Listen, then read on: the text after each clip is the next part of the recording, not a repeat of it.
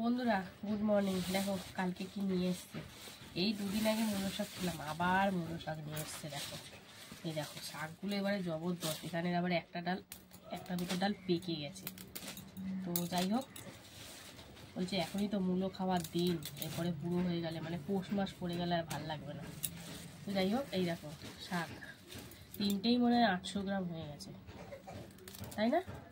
জানি তো সেদিন কত ছোটো ছোটো এনেছিলাম, তাই 500 হয়ে গেছিলো তিনটে ছোটো ছোটোতে। তো এই হচ্ছে মূলো শাক। আর এই দেখো কি নিয়ে এসছে, বড় সিজন চলে এসছে, এবার কিন্তু সব বড় বড় হবে। এই দেখো ফুল করে দেখো, তো বড় ঠাসা কপি। আর নিয়ে এসছে টমেটো। এই হচ্ছে কালকে রাতের বাজার এনেছে। তো চলো, সেরকম তো কিছুই সবজি ছিল না ঘরে, তো এইগুলো এখন কাটাকাটি করবো। মূলোগুলো আজকে মূলো শাক সব একসাথে খাবো। তা বলে ভেবো না যে শাকের মধ্যেই দিয়ে দেবো, কারণ শাকটা মোটামুটি বেশ অনেকটাই হবে। আর মূলোটা করবো অন্য আরেকটা রেসিপি। অনেকগুলো মূলো আছে, তা ভাবলাম আজকে ওটা খাওয়াই যাক। তো চলো, মূলো শাকটা প্রথমে কাটি।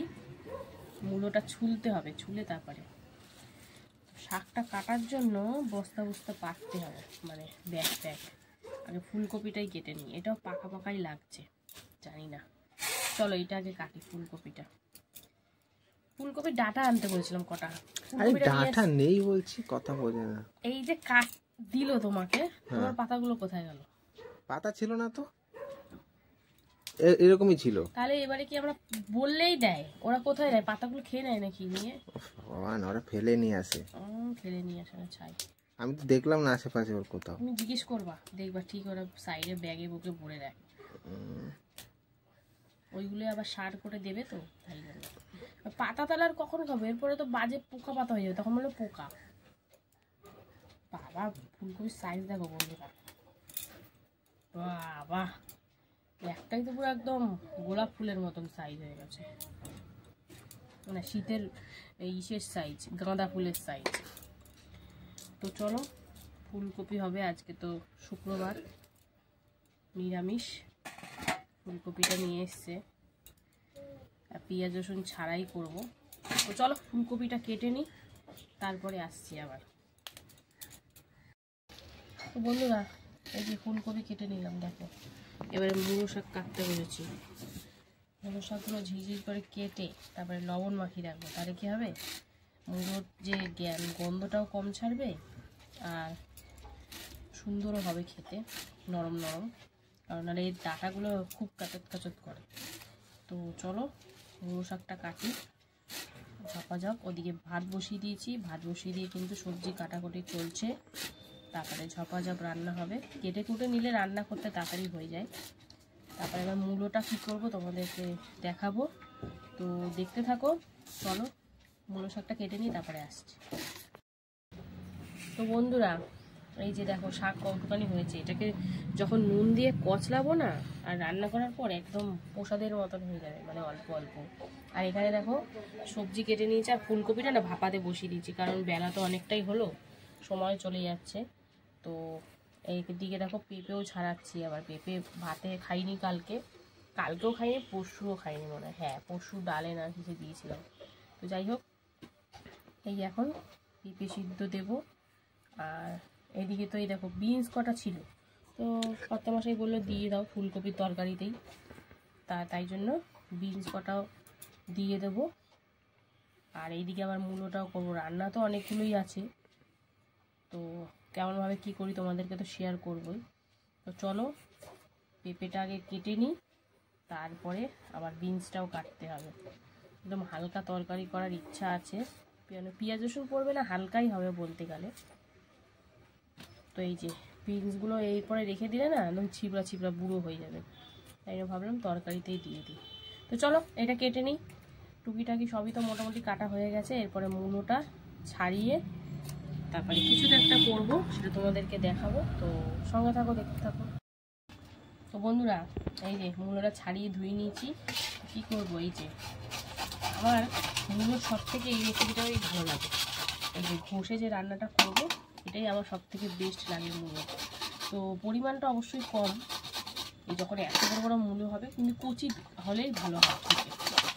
তো তো এরকম ঘষে তারপরে রান্না করবো। এই দেখো, আগে কত মূলো এরকম ছোটোবেলায় কাঁচা কাঁচা খেয়েছি, বেশ ভালো লাগতো, মিষ্টি মিষ্টি। এখনকার মূলোগুলো ঝাঁঝ হয় আর কাঁচা খাওয়ার যোগ্য না, কারণ এরা বেকা তেরা। আগে সোজা সোজা মূলো হতো, এখন পাওয়া যায় সাদাগুলো, মানে আরও যখন বন্ধ বন্ধ হওয়ার মুখে তখন বেশি দেখা যায় এগুলো। তো যাই হোক, চলো মূলোটা ঘষে নিই। তো রেসিপিটা অবশ্যই দেখাবো, তো দেখতে থাকো কিভাবে কি করি, সব রান্না বান্না শেয়ার করব তোমাদের সাথে। তো একদম সরাসরি চলে যাব রান্নায়, সঙ্গে থাকেই। দেখো মূলোটা দেখো,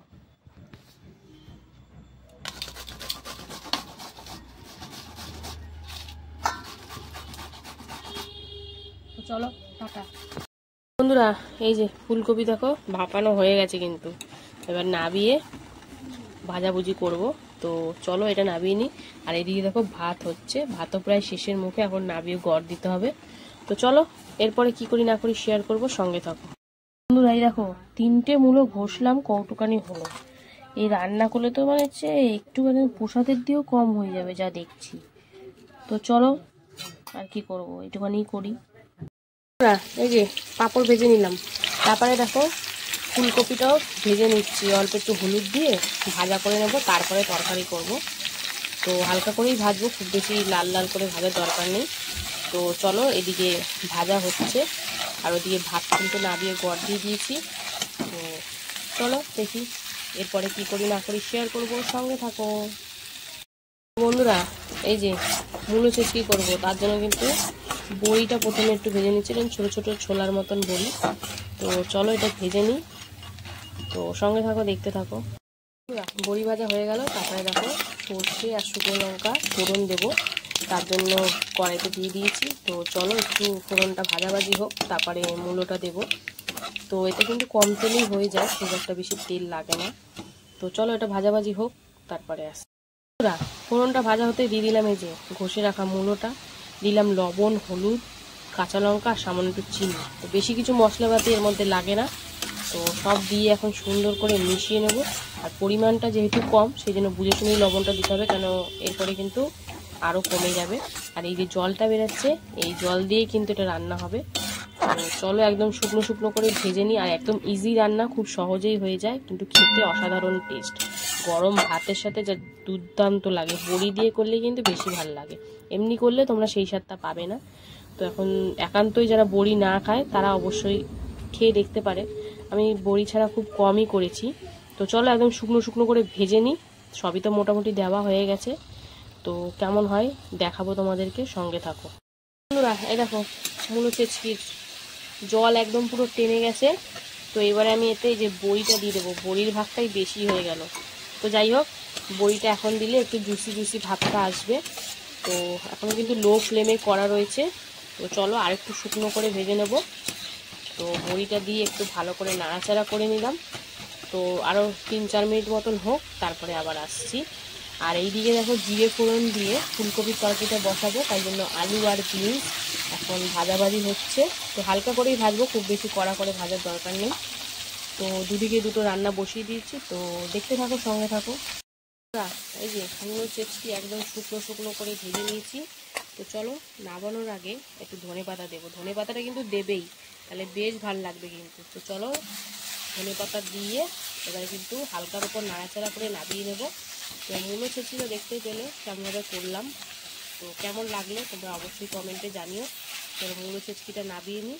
আর এইদিকে দেখো আলু আর বিনসটা সুন্দর করে ভেজে তারপরে লবণ, হলুদ, জিরের গুঁড়ো, ধনিয়া গুঁড়ো, তারপরে টমেটো, আদা, কাঁচা লঙ্কা, কাশ্মীরি লঙ্কার গুঁড়ো, সবজি মশলা সব দিয়ে কিন্তু হালকা একটু জলও দিয়ে দিলাম, সামান্য একটু চিনিও দিয়েছি। সব দিয়ে এখন সুন্দর করে মিশিয়ে কষিয়ে নেব। শুধু পেঁয়াজ রসুন বাদে কিন্তু মোটামুটি সব মশলাই দেওয়া হয়েছে। তো চলো হালকা করে কষিয়ে নিই, তারপরে সেদ্ধ হওয়ার জন্য পরিমাণ মতন জল দেবো। তো দেখতে থাকো, সঙ্গে থাকো। তো আগে চলো মূলো ছেচকিটা নামিয়ে নিই, নাহলে এরপরে পুড়ে যাবে, কতটা যেন কড়ার তলায় পড়ে রয়েছে। চলো নামিয়ে নিই বন্ধুরা। মূলো ছেচকি তো হয়ে গেল, এবার করবো মূলো শাক ভাজা। তার জন্য কিন্তু একই ফোড়নই দিলাম, সর্ষে আর শুকনো লঙ্কা, এখানে তোমরা কালো জিরেও দিতে পারো। তো চলো ফোড়নটা একটু ভাজা হোক, তারপরে শাকটা দেবো। শাকটা কিন্তু লবণ মাখিয়ে রেখে দিয়েছি, এই দেখো, আর সাথে কাঁচা লঙ্কা কটা দিয়ে রেখেছি। তো লবণ মাখিয়ে রাখলে কিন্তু মানে মজেও যায় আর গন্ধটা একটু কম লাগে। আর এইদিকে দেখো আলু দিয়ে মশলা দিয়ে সুন্দর করে কষিয়ে অল্প করে জল দিয়ে দিয়েছি। তো আলুটা মোটামুটি 90% সেদ্ধ হয়ে গেলে তারপরে ফুলকপিগুলো দেবো। ফুলকপিগুলো আগে থেকে দিলে গুঁড়ো গুঁড়ো হয়ে যাবে।